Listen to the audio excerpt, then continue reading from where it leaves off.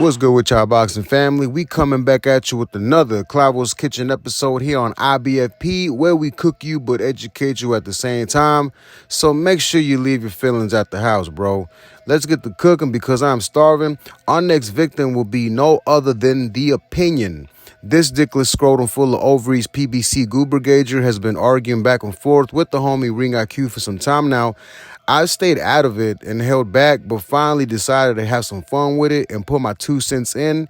This man keeps tagging Ring IQ and can't seem to handle being told that the PBC is going out of business, and he believes that just because the PBC keeps coming out with pay-per-views, this means that they're thriving.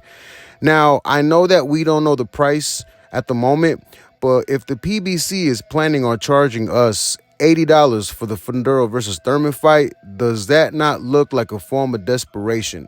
Why have their shows significantly declined? Why are a lot of fighters being lended out to Riyadh season cards? Why is Al Heyman always MIA? And when was the last time they've signed new fighters to the stable? It must be because they're thriving so much, right? And as expected, we keep going at it until we get to the facts that David Benavidez and Gervonta Tank Davis are crossing the street for first time ever. And it just got more stupid from there because, as we all are aware, David Benavidez is on a Riyadh season card headlining versus Anthony Yard. Meanwhile, Tank Davis is taking a more greedy approach and fighting in an exhibition with actor, influencer, boxer, and promoter Jake Paul. So PBC are acting brand new. Why are they finally crossing the street now? Just think about that. And this idiot responds and says, who said that was their strategy, crossing the street, and Turkey is not on no street? Wait a minute, let's think about that. Did you forget that in 2018, Errol Spence trashed Crawford and said that he is on the wrong side of the street? Or am I just daydreaming? Bro, let's stop with the stupidity, man. And also that Turkey is not on no street. Actually, he is, dumbass, because all his shows are on what platform? DAZN. And a few comments later, he types this. You a PBC hater? PBC used the other side of the street when it came to Top Rank and Golden Boy promotions, and Turkey is not a promoter.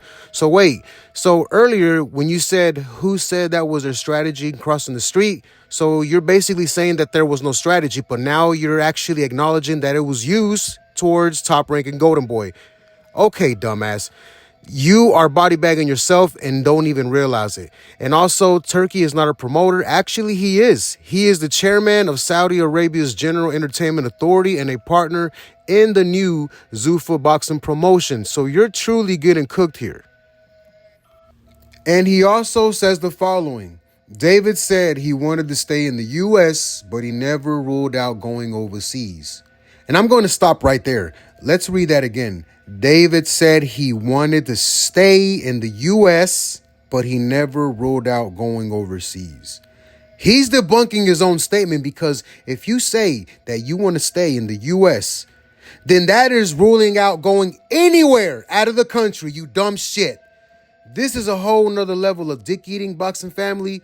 We definitely need to do a lot better than this.